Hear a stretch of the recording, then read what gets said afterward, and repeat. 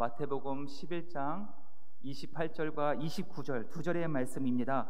우리 함께 한 목소리로 우리 합독하겠습니다. 시작. 수고하고 무거운 짐진 자들아 다 내게로 오라. 내가 너희를 쉬게 하리라. 나는 마음이 온유하고 겸손하니 나의 멍에를 메고 내게 배우라. 그리하면 너희 마음이 쉼을 얻으리라. 아멘. 할렐루야. 주님 주시는 은혜와 평강이 우리 가운데, 우리 수요 예배, 수요 성경 공부에 참여하는 모든 심령 가운데 충만히 임하기를 간절히 소망합니다. 오늘은 은혜의 수요일 저녁입니다. 오늘도 주님의 말씀 앞에 순종하며 주님의 그 예배당으로, 또한 온라인 남성교회로 오신 여러분 한 분 한 분의 모습이 얼마나 귀한지 모릅니다. 지친 하루 속에서도 그럼에도 불구하고 이 말씀의 자리를 지키며 이 예배의 자리를 지키기 위해서 나오신 여러분 한 분 한 분을 주님께서 너무 기뻐해 주실 것으로 저는 믿습니다. 이 시간 참 반가운 성도님들과 함께 축복의 인사, 사랑의 인사를 나눌 텐데요, 예배당에 오신 분들은 추워가는 계절 가운데 그럼에도 따뜻한 예수님의 마음으로 인사해 주시고요, 온라인으로 참여하신 분들은 채팅창에 우리 이름과 성함과 또 축복의 인사를 남겨주시면 참 은혜가 되겠습니다. 오늘도 주 안에서 사랑합니다, 축복합니다 인사하겠습니다. 사랑합니다, 축복합니다. 잘 오셨습니다. 오늘도 말씀 가운데 성령의 충만한 열매를 맺는 복된 시간 되기를 간절히 축복합니다. 지난주 우리는 성령의 몇 번째 열매, 7번째 열매 충성에 대해서 함께 나누었습니다. 한 주간 그 마음을, 그 말씀을 마음에 품고 잘 달려오셨습니까? 주님의 맡겨주신 자리 절대 포기하지 아니, 물려서지 아니하고 빼앗기지 아니하고 끝까지 진실하게 신실하게 걸어오셨습니까? 아멘, 아멘 하면 잘 하셨습니다. 성경이 말하는 충성은 단순히 열심을 내는 열정이 아니라고 했습니다. 보이지 않는 곳에서도 끝까지 주님께 순종하며 믿음의 자리를 지키는 것, 견디는 것, 이것이 성경이 말하는 성령의 열매 충성이라고 했습니다. 포기하고 싶은 자리에서도 포기하지 아니하고 주님만 바라보며 묵묵히 걸어가는 것, 그것이 진짜 충성의 열매다라고 함께 나누었습니다. 올해도 이제 서서히 마무리를 향해 가는 이 시점에서 올해까지만 할게요, 내년에는 좀 쉬어야 되겠습니다, 지겨워 죽겠습니다가 아니라 주님 앞에 서는 그날까지 최선을 다해서 선한 싸움 싸우며 물러서지 아니하고 순종하며 나아가겠습니다. 그날까지 나가기를 소망합니다. 마지막 그날에 잘하였도다 충성한 종아 라는 주님의 음성을 듣는 그 순간까지 맡겨주신 사명 순종으로 걸어가는 우리 충성된 일꾼이 되기를 간절히 소망합니다. 그래서 내년에도 변함없이 맡겨진 직분에 순종하시기 바랍니다. 아멘. 연말에 못한다고 우리 교구 전도사님 괴롭히지 마시기 바랍니다. 아멘. 아멘. 아멘입니다. 네. 이제 충성의 열매를 다 맺으셨으니 이제 다음번 열매가 이제 가셔도 되겠습니다. 다음번 열매는 바로 무엇입니까? 오늘 말씀의 온유의 열매입니다. 오늘 말씀도 시작하기 전에 우리 갈라디아서 5장 22절과 23절의 말씀 이제 다 마음속에 기억하셨죠? 우리 함께 읽으며 힘차게 출발합니다. 시작. 오직 성령의 열매는 사랑과 희락과 화평과 오래 참음과 자비와 양선과 충성과 온유와 절제니 이 같은 것을 금지할 법이 없느니라. 아멘. 오늘 우리가 나눌 주제는 바로 성령의 8번째 열매 온유에 대해서 함께 나눠보고자 합니다. 온유, 이 단어만 들어도 참 아름답고 따뜻한 단어 아닙니까? 참 좋은 단어입니다. 하지만 많은 사람들은 이 온유에 대해서 그다지 매력적이지 않다라고 생각하는 사람들이 참 많이 있는 것 같습니다. 혹시 우리 성도님들끼리 서로 기도 제목을 부탁할 때 이런 분 있습니까? 제가 온유의 열매를 맺게 해달라고 좀 기도해 주세요 라고 기도 부탁한 우리 성도님들 계십니까? 아직 저한테는 그런 부탁한 성도님들이 한 분도 안 계신 것 같습니다. 왜 이런 기도 부탁은 안 할까요? 저에게 온유의 열매를 맺게 해주세요. 왜 안 할까요? 아마도 우리는 온유를 약함으로 오해하고 있기 때문이 아닐까 저는 생각합니다. 온유하면 왠지 유약하고 순하고 부드러워서 그것만 있으면 세상에서 늘 패배하며 살아가고 살아가지는 않을까, 그런 염려 때문에, 오해 때문에 이런 것을 좀 거부하는 것 같습니다. 이 치열한 세상에서 정말 버틸 수 있습니까? 온유의 열매를 가지고. 오늘의 사회는 강해야 살아남는 사회입니다. 그런 시대에 살고 있는 거예요. 그래서 온유는 어쩐지 현실과는 거리가 먼 단어처럼 들려오기도 합니다. 하지만 성경은 정반대의 길을 우리에게 소개합니다. 예수님께서 말씀하시는 상상수훈에서 팔복의 말씀 중에 마태복음 5장 5절의 말씀, 빈칸 넣기, 오늘의 키포인트는 온유입니다. 온유. 함께 있습니다. 시작. 온유한 자는 복이 있나니 그들이 땅을 기업으로 받을 것이며. 아멘.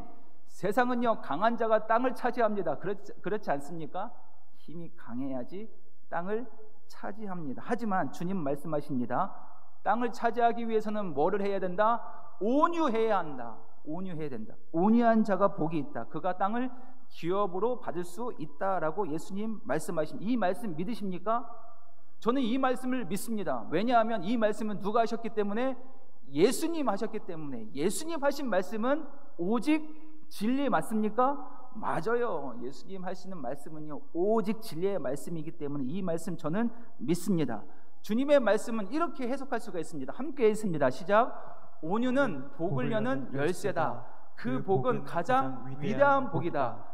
땅을 얻는 복, 인생의 모든 것이 주님의 안에서 회복되는 복이다. 아멘. 땅 위에서 살아가는 모든 인생의 모든 것이 이 온유를 통해서 회복된다는 거예요. 땅의 모든 것을 얻을 수 있다는 거예요. 이 말씀 믿으십니까? 아멘. 그래서 오늘 우리는 이 온유의 열매를 함께 묵상하며 우리 안에서 성령께서 맺게 하시는 그 온유의 복을 꼭 붙잡기를 간절히 소망합니다. 사랑하는 성도 여러분, 그래서 온유는요, 약함이 아닙니다. 온유 약함이 아니에요. 온유는 약함이 아니라 통제된 힘입니다. 헬라어로 보면요, 프라위테스라고 하고, 이 뜻은요, 함께 읽을까요? 통제된 능력, 절제된 힘으로 우리는 받을 수가 있는 거예요. 고대 헬라 사람들은요, 이 프로우테스를요, 뭘로 이렇게 잘 설명했냐면 길들여진 야상마로 표현했습니다. 길들여진 야상마. 이 길들여지를 빼면 야상마는 어떻습니까? 야상마 힘이 있습니까? 힘이 있습니다. 강력한 힘을 가지고 있습니다. 그가 한번 뛰면 따라올 자 없고, 그가 한번 발길질을 하면요, 넘어지지 않을 자가 없을 정도로 야생마는요, 힘이 넘칩니다. 하지만 이 야생마가 길들여졌다면, 길들여진 야생마는요, 그 모든 힘이 누구에게 달려 있습니까?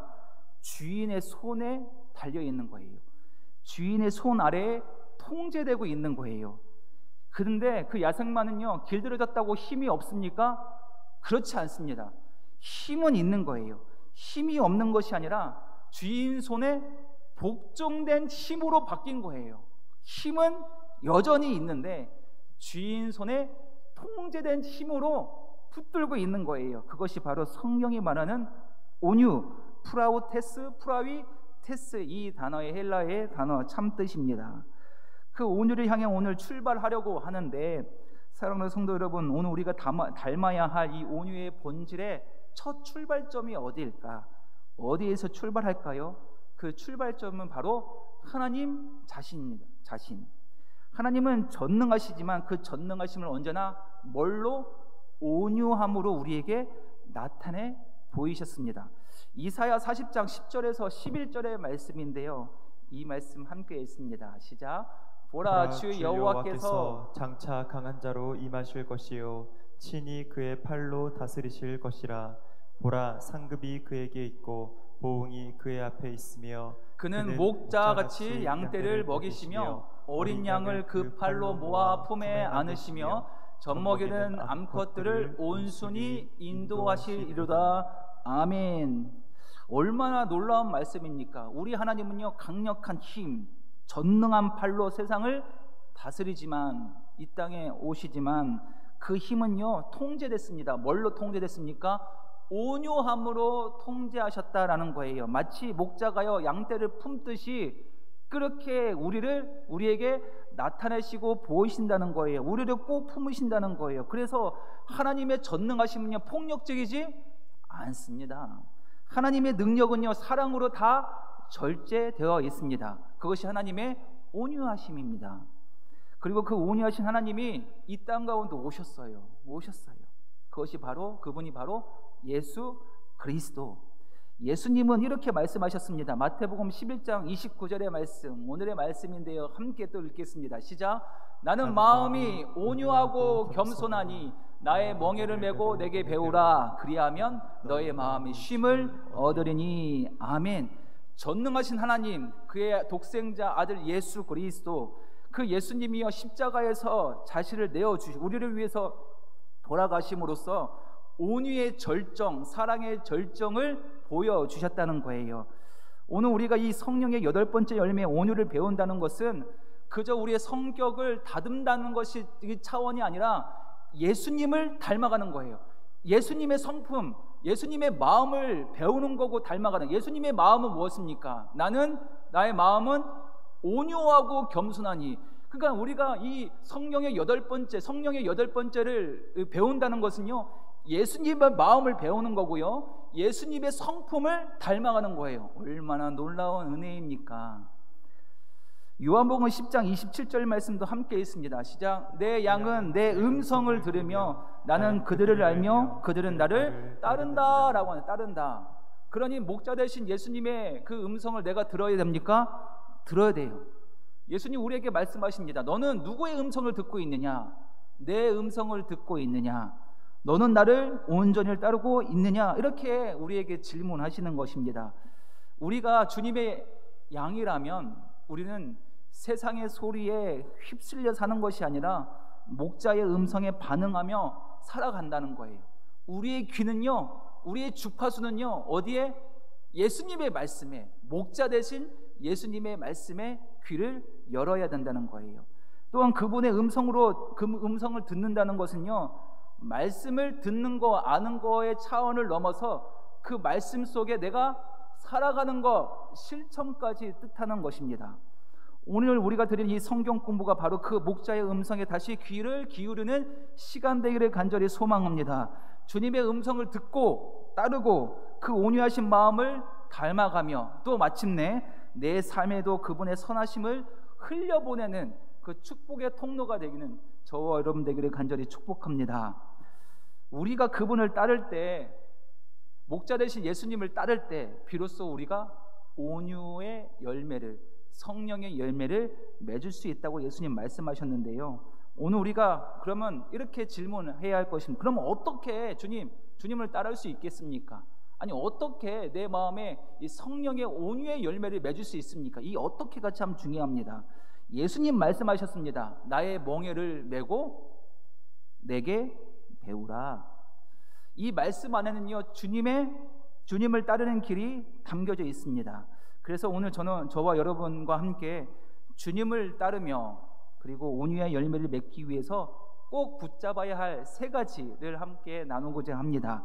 우리 첫 번째 함께 읽겠습니다. 시작. 예수 그리스도께서 내 안에 들어오셔야 합니다. 그렇습니다. 어떻게 예수님이 먼저 내 안에 들어오셔야 내가 예수님의 길을 따를 수가 있고 그리고 예수님의 그 성품 온유의 열매를 맺을 수가 있는 첫 번째가 예수님이 내 안에 들어오셔야 합니다. 예수님께서 내 안에 계시지 아니하면 우리는 결코 그분을 따를 수 없습니다. 그분이 내 안에 계신다는 것은요 우리의 신앙 고백을 넘어서 내 삶의 주인이 누구다? 예수님이다, 주님이다라고 선포하는 고백입니다. 예수님이 내 안에 들어오셔야 내가 그분 안에 거할 수 있는 거예요. 그것이 우리의 공통된 고백입니다. 우리의 얼굴은 서로 다르고 환경도 좀 살아가는 환경, 인생의 이야기도 다르지만 이 한 가지의 공통점이 똑같습니다. 여러분과 저의 마음 깊은 곳에는 누가 계시다? 예수님이 계시다는 거예요. 예수님께서 내 안에 계시다는 것 믿으십니까? 아멘. 예수님께서 내 안에 계시기 때문에 나는 예수님을 따를 수 있고요. 또 그분을 닮을 수 있고요, 온유한 열매를 맺을 수 있습니다. 자, 두 번째 함께 있습니다. 시작. 예수님께서 나의 모든 삶을 내어 드려야 합니다. 예수님께 나의 모든 삶을 내어 드려야 된다는 것은요, 나의 삶의 모든 공간을 누구로 채워야 된다? 예수님으로 채워야 된다라는 거예요. 우리 삶 가운데는 방이 참 많이 있습니다. 인생의 방이 참 많이 있습니다. 가정이라는 방도 있고요, 직장이라는 방도 있고요, 관계의 방도 있고, 교회의 방도 있고요, 마음의 방도 존재합니다. 그 방들 중에 예수님이 머물 수 없는 방이 있다면요, 그것은 그 방의 주인이 누구라는 거예요? 나라는 거예요. 그 방의 주인이 나라는 거예요. 주님의 통치가 미치지 않는다는 거예요. 여러분의 가정도 일터도 말과 생각도 선택의 자리마다 누가 계셔야 된다? 예수님이 가득 채워야 된다. 예수님의 통치가 이루어져야 된다라는 거예요. 예수님이 없는 방은요, 그것은 불신앙 방입니다. 내가 주인 되는 방, 그 방은요, 빨리 내가 내려와야 합니다. 주님으로, 예수님으로 내 모든 삶을 내어드려야 합니다. 그래야지 비로소 내 마음에 온유의 열매를 맺을 수가 있습니다. 자, 세 번째 함께 있습니다. 시작. 예수님을 배워야 합니다. 아멘. 예수님을 알아야 합니다. 예수님을 공부해야 합니다. 예수님을 묵상하고요, 생각하고 성경을 읽고 또 배우고 또 배워야 합니다. 여러분, 그 드라마나 영화 배우가요, 어떤 인물을 실제로 연기하기 위해서 그 사람의 생애를 어떻게 합니까? 공부해요. 때로는요, 철저하게 어떤 그런 환경 가운데 한 달 동안, 두 달 동안 연습하기도 합니다. 이유는 똑같이 그 인물을 연기하기 위해서입니다. 우리도 예수님을 닮기 위해 예수님을 연구해야 합니다. 그분이 어떤 마음으로 사셨는지, 어떤 사람을 사랑하셨는지, 왜 화를 내셨는지, 어떤 고통 앞에서 어떻게 반응하셨는지, 예수님의 그 숨결을 느끼는 훈련이 필요하다는 거예요. 명배우들은 이렇게 말합니다. 나는 그 인물을 연기하는 동안 그 사람이 되었습니다. 우리도 예수님을 따르는 우리 제자의 삶도 예수님을 따르는 동안 누구처럼 살아야 된다? 예수님처럼 살아야 하는 것이 맞습니다. 사랑하는 소롱도 여러분, 우리가 예수님의 삶을 깊이 배우고 그분의 마음을 닮아가면 세상은 우리를 보고 이렇게 말할 것입니다. 아, 저 사람을 보니 마치 예수님을 보는 것 같아. 예수님이 저 사람을 통해 걸어가시는 것 같아. 그래서 우리는 배워야 합니다. 예수님을 배워야 합니다. 알아야 합니다. 예수님을 아는 만큼 닮게 되고, 닮은 만큼 내 안에 온유의 열매가 주렁주렁 맺히게 되는 것입니다. 자, 이제 본격적으로 본론에 들어갑니다. 총 세 가지를 함께 나눌 텐데요, 우리 그 온유의 열매를 맺은 복된 특징과 은혜가 있습니다. 우리 첫 번째 은혜 함께 있습니다. 시작. 온유의 열매를 맺을 수 있다. 성령과 동행하는 사람의 첫 번째 특징입니다. 첫 번째 축복입니다. 예수님을 따르는 사람의 첫 번째 축복은요, 온유의 열매를 맺을 수 있다는 거예요. 여러분, 우리가 주님을 따를 때 놀라운 변화가 일어납니다. 내가 변하려고 애써서가 아니라 주님이 내 안에 계셨기 때문에 내가 변화되는 거예요. 그래서 온유의 열매를 맺는다는 거예요. 이것이 내가 성격의 문제가 아니라 성령의 역사입니다. 그래서 어떤 사람은 이렇게 말합니다. 목사님, 저는 원래 성격이 급해요. 그래서 저는 온유의 열매를 맺을 수가 없습니다. 저는 혈기가 많아서 온유는 제 체질이 아닙니다. 저는 그냥 솔직한 사람이라 할 말을 해야 적성이 피르는 그런 사람입니다 라고 하는 사람들이 있습니다. 하지만 사랑하는 성도 여러분, 나는 원래 그래요, 이 말 그 자체, 그 말하는 그 마음 자체가 사실은 교만입니다. 교만.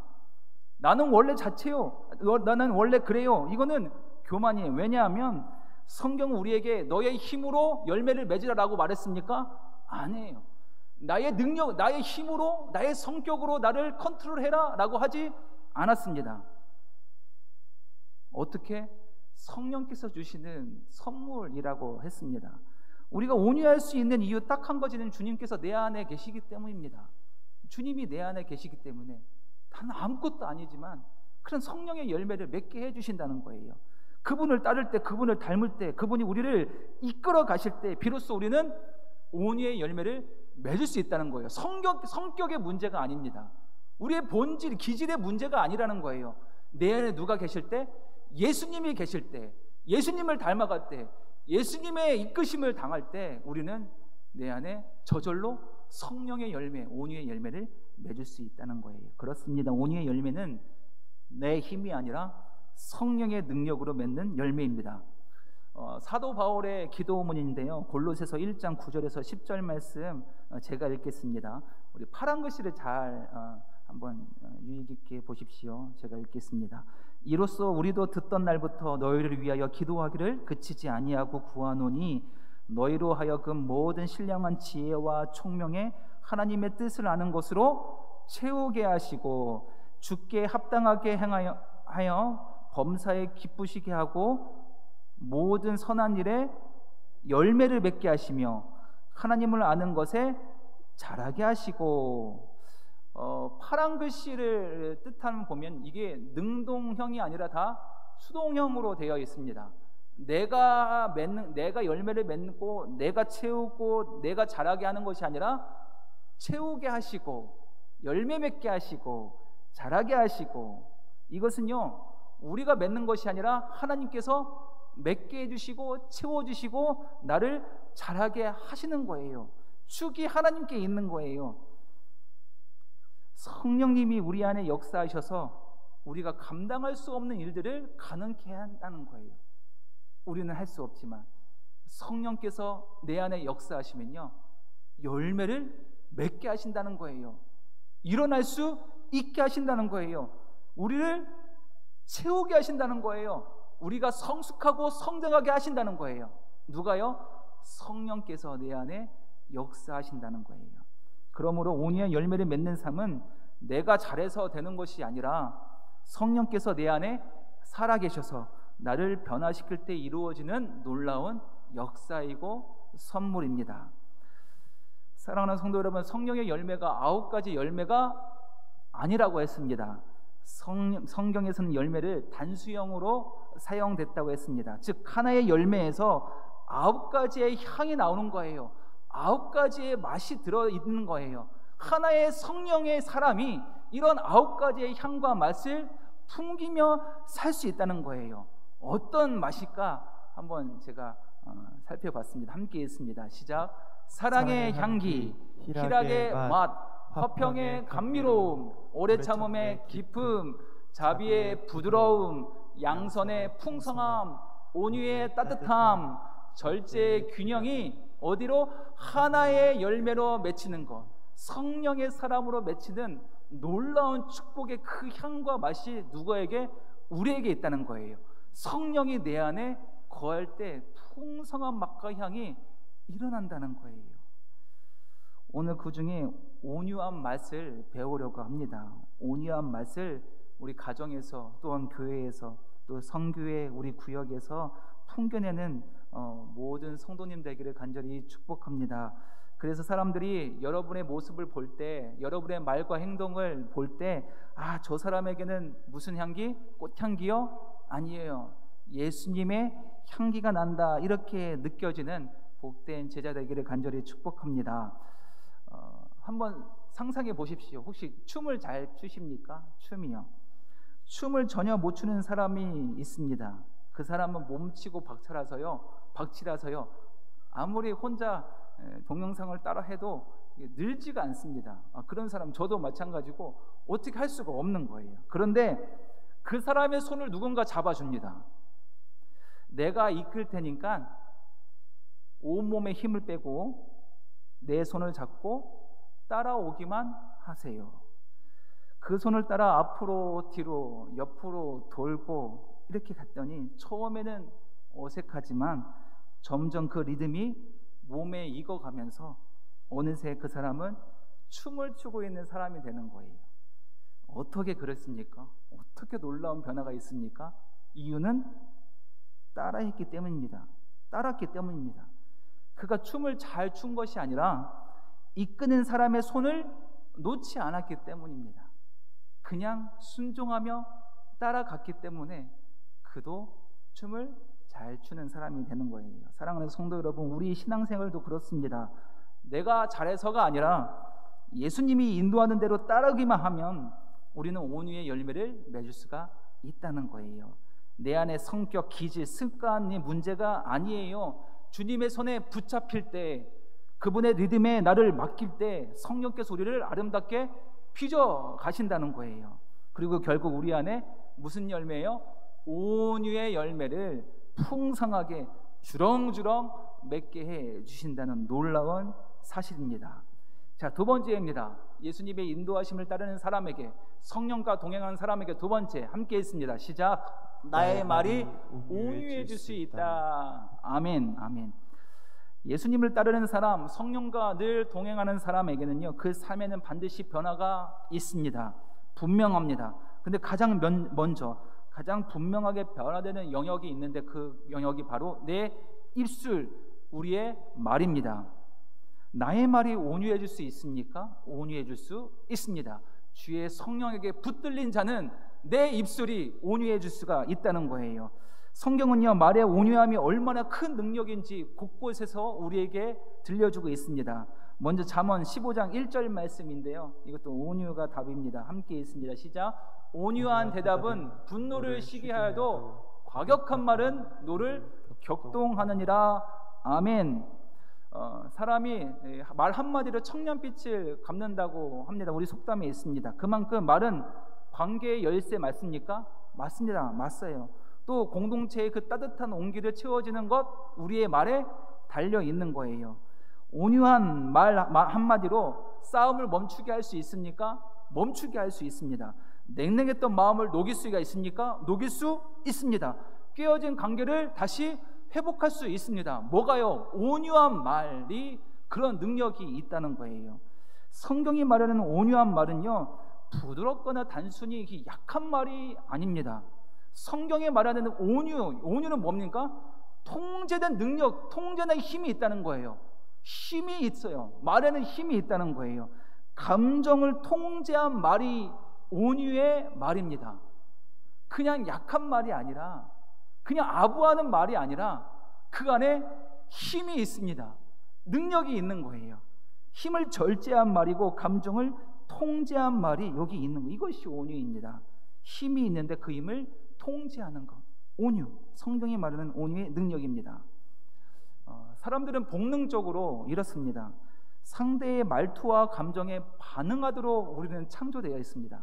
상대방이 어떻게 나오는지에 따라서 우리도 똑같이 반응하도록 우리 본능적으로 그렇게 창조되어 있습니다. 이걸 심리학에서는 이것을 거울 신경 세포라고 합니다. 누군가로 화를 내면 나도 모르게 어떻게 합니까? 소리도 커지고 똑같이 화를 내는 것이 우리의 본능입니다. 누군가가 불평하면 나의 마음도 불편해져요. 이것이 바로 우리의 본능입니다. 그래서 성경은 너무도 정확하게 말합니다. 온유한 대답은 우리의 경로, 진노를 가라앉힌다, 분노를 쉬게 한다는 거예요. 상대방이 소리 높일 때 우리도 똑같이 소리 높이는 것이 아니라 우리는 어떻게 합니까? 소리를 낮추고 소리를 낮추는 사람. 싸움이 있는 곳에 어떻게 합니까? 싸움을 통제하고 절제하는 사람. 온유한 말이 그 싸움을 그 자리에서 멈추게 하는 거예요. 이것이 성령께서 우리 안에 역사하실 때 드러나는, 이게 하나님의 온유의 열매입니다. 잠언 25장 15절의 말씀도 이런 내용이 있습니다. 우리 여기 빈칸도 함께 있습니다. 시작. 오래 참으면 관원도 설득할 수 있나니 부드러운 혀는 뼈를 꺾느니라. 관원, 정치인, 통치자, 사령관 모습만 보면 어떻습니까? 아주 딱딱합니다. 아주 견고합니다. 완고한 마음도 무슨 말 앞에? 부드러운 온유한 말 앞에는 어떻게 합니까? 그 사람의 마음이 녹는다는 거예요. 우리도 전도할 때 마찬가지예요. 절대로 꺾이지 않는 그 딱딱하고 완고한 마음도 어떤 말을 해야 된다? 그 앞에서 우리도 격노하고 짜증내면 되겠습니까? 안 돼요. 성령의 열매 중에 온유한 말로 부드럽게 말을 전하면 그의 그 딱딱한 완고한 마음도 부드럽게 녹여진다. 이게 성령께서 주시는 우리의 선물입니다. 그만큼 온유한 말은 관계의 문을 여는 열쇠가 될 수가 있습니다. 그래서 이 시대에 가장 필요한 언어가 바로 이 온유의 언어가 아닐까 저는 생각합니다. 또한 성경은 말합니다. 디모데전서 6장 11절의 말씀, 빈칸도 온유입니다. 함께 있습니다. 시작. 오직 너 하나님의 사람아 그것을 피하고 의와 경건과 믿음과 사랑과 인내와 온유를 따르며. 아멘, 아멘. 하나님의 사람은 온유한 사람입니다. 맞으십니까?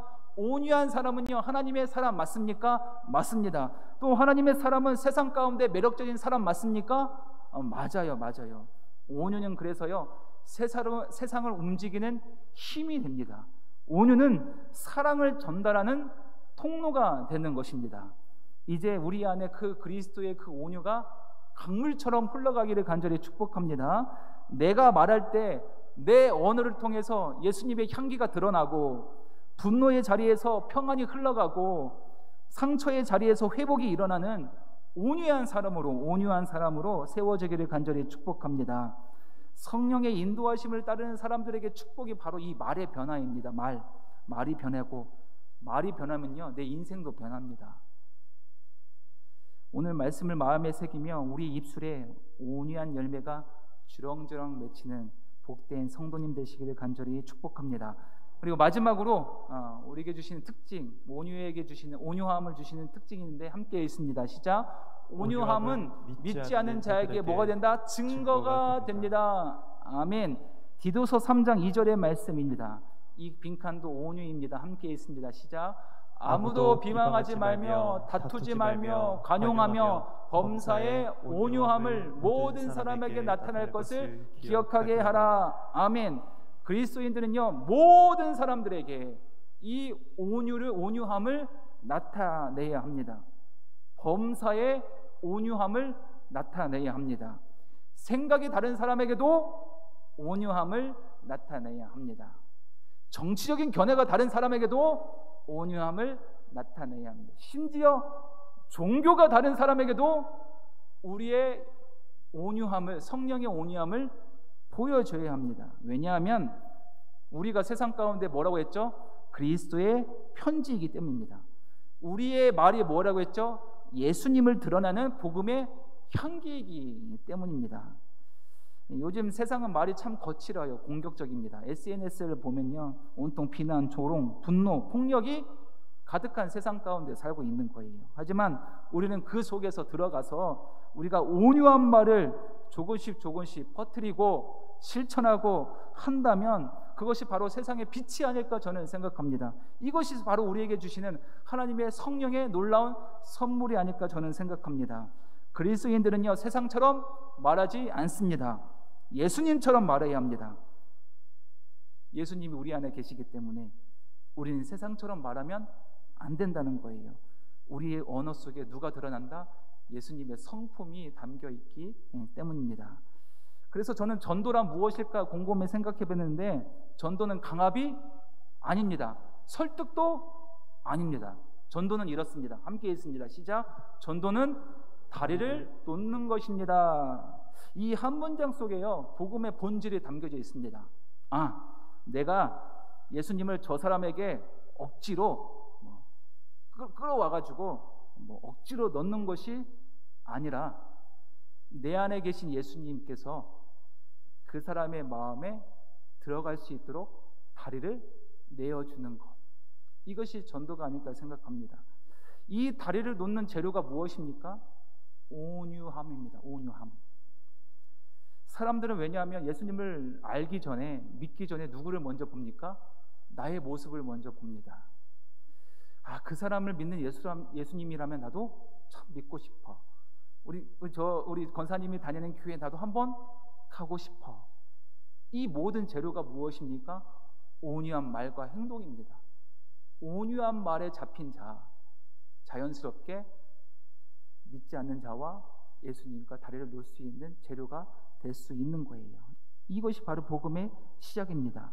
하지만 우리가 비난하고 세상처럼 정죄하고 분노하고 그렇게 대응한다면 그 다리는 무너져 버려요. 한순간에 무너져 버립니다. 그렇습니다. 온유는 세상을 향한 복음의 통로입니다. 온유는 교회를 향한 세상의 창문입니다. 우리가 말로 온유함을 나타낼 때 세상은 예수님을 보게 되는 거예요. 우리를 통해 예수님의 성품과 인격이 세상 가운데 드러나게 된다는 것입니다.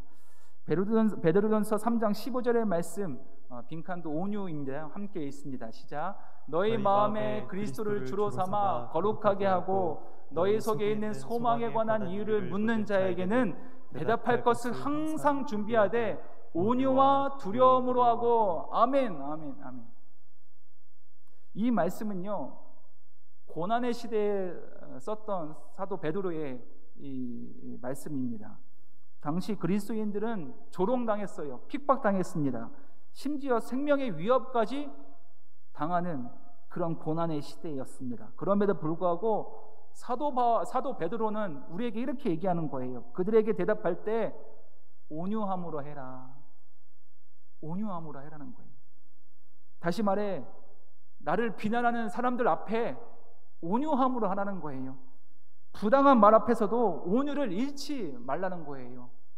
그것이 세상이 감당할 수 없는 복음의 힘이라는 거예요. 너희는 할 수 없지만 성령께서 너희 안에 계시면 그것을 우리는 할 수 있다는 거예요. 우리가 예수님의 인도하심을 따를 때, 성령의 붙잡힘을 당할 때 우리의 말이 온유해지고 우리의 말이 곧 복음이 됩니다. 온유한 말은 갈등을 멈추게 하고 상처를 꿰매주고 치유하며, 온유한 말은 믿지 않는 자에게 예수님을 보게 합니다. 오늘 우리의 입술, 우리의 모든 말이 누군가의 마음을 다리를 놓는 말이 되기를 간절히 소망합니다. 마침내 예수님과 누군가의 그 마음이 있는 그 천국의 축복의 통로, 그 다리가 되기를 간절히 축복합니다. 사랑하는 성도 여러분, 오늘 말씀을 마치면서요, 예수님께서는 이 땅에 왜 오셨을까?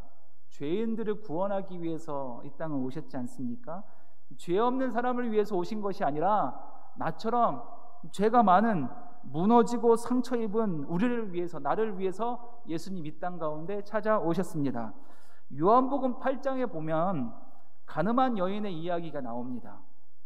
유대인들은 그 여인을 둘러싸고 어떡합니까? 돌을 하나씩 다 잡았습니다. 율법에 의하면 이 여자는 돌로 쳐야 합니다 라고 외치면서 이제 곧 돌을 던질 기세를 하고 있는 거예요. 그들은 정죄를 하려고 했고 공격하려고 했고 그녀를 이용하려고 예수님 앞에 데려왔습니다. 그런데 예수님께서는 조용히 어떻게 했습니까? 몸을 굽히시며 땅에 글씨를 쓰시는 거예요. 그리고 이렇게 말씀하셨습니다. 너희 중에 죄 없는 자가 먼저 돌을 쳐라. 그러자 사람들은 하나씩 하나씩 돌을 내려놓고 도망가는 거예요. 떠났습니다. 그리고 예수님과 그 여인만 남은 거예요. 그렇게 여인에게 예수님께서 말씀하셨습니다. 나도 너를 정죄하지 않겠다. 가서 다시는 죄를 짓지 말아라. 사랑하는 성도 여러분, 이 세상에서 가장 온유하기 힘든 상대가 누구일까요? 우리 가족일까요? 우리 친구요? 우리 교인? 누구입니까? 가장 온유하기 어려운 상대는 바로 나 자신입니다. 왜? 내 속의 죄책감, 내 실수, 내 상처, 누구보다 내 자신을 내가 먼저 더 잘 알고 있기에 스스로 용서할 수 없고 스스로 정죄하며 살고 있는 거예요. 늘 죄책감 가운데 살고 있는 거예요. 그러나 오늘 주님 뭐라고 말씀하십니까? 나도 너를 정죄하지 않는다. 예수님의 온유는요, 우리 안에 있는 가장 깊은 죄책감까지 우리를 품어주시는 그 따뜻한 사랑입니다. 예수님은 또한 누가복음 19장에서 삭개오에게 찾아가십니다. 삭개오는 부자였습니다. 성공한 사람이었죠. 그러나 그의 마음 깊은 곳에는 채워지지 아니하는 공허함이 있었습니다. 아무리 돈으로 채우려고 해도 채워지지 아니하는 모든 공허함이 있었습니다. 자신에게 부족한 것은 돈이 아니라 주님이었다는 것을 그는 뒤늦게 깨달았어요. 그래서 예수님을 보기 위해서 돌 무화과 나무에 올라가셨죠. 그런 삭개오에게 주님이 찾아가 이렇게 말씀하십니다. 삭개오야, 속히 내려오라. 내가 오늘 내 집에 유하야겠다 라고 예수님 따뜻한 말씀하십니다. 예수님은 그날 삭개오의 집에 들어가셨습니다. 그리고 그의 인생 전체를 역전시켜 주셨습니다. 오늘 주님은 똑같이 우리에게 말씀하십니다. 내가 오늘 내 안에 들어가야겠다. 너의 마음속에 들어가서 너의 생각과 모든 방을 가득 채우고 싶다 라고 예수님 우리에게 말씀하시는 거예요. 사랑하는 성도 여러분, 혹시 지금 마음이 지치고 무겁고 또 평안이 사라지셨습니까? 혹시 실패와 후회 또한 죄책감 때문에 내 자신이 싫어지십니까? 오늘 예수님께서 말씀하십니다. 마태복음 11장 28절과 29절 다시 한번 읽겠습니다. 시작. 수고하고 무거운 짐진자들아 다 내게로 오라. 내가 너희를 쉬게 하리라. 나는 마음이 온유하고 겸손하니 나의 멍에를 내게 배우라. 그리하면 너의 마음이 쉼을 얻으리니. 아멘. 예수님께서 내 안에 들어오실 때 비로소 우리의 마음은 쉼을 얻을 수가 있는 거예요. 예수님께서 내 안에 오실 때 우리는 용서받는 존재로 살게 되는 거예요. 예수님께서 내 안에 들어오실 때 나는 사랑받는 자녀로 새 힘을 얻을 수 있는 거예요. 비록 세상 가운데 실패했더라도 좌절하지 아니하고, 왜? 예수님이 내 안에 계시기 때문에 나는 다시 일어날 새 힘을 얻을 수가 있는 거예요. 그래서 온유는 약함이 아닙니다. 온유는 하나님의 능력을 품는 엄청난 놀라운 파워고 힘입니다. 온유는 또한 축복의 열쇠입니다. 땅의 모든 땅을 가질 수 있는 하나님의 축복의 열쇠가 바로 온유입니다. 온유는 또한 평강의 문을 여는 열쇠입니다. 관계의 문을 여는 놀라운 열쇠입니다. 마침내 온유는 예수님이 내 안에 살아계신다는 증거입니다. 오늘 이 시간 그 온유하신 예수님을 마음으로 모시기를 소망합니다. 그분이 내 안에 들어올 때 내 영혼은 평안케 되고 내 삶은 새 힘을 얻게 되고 우리의 모든 관계는 회복되게 될 것입니다. 오늘 예수님 우리에게 말씀하십니다. 내가 오늘 내 안에 들어가야겠다. 그 주님의 음성에 아멘 순종하며 나아가기를 간절히 축복합니다. 그분의 온유함이 여러분의 삶을 덮고 그분의 평강이 여러분의 마음을 새롭게 해 주실 것입니다. 그분의 온유함 안에서 참된 쉼을 누리는 저와 여러분 되기를 좋으신 예수님의 이름으로 간절히 축원합니다. 아멘.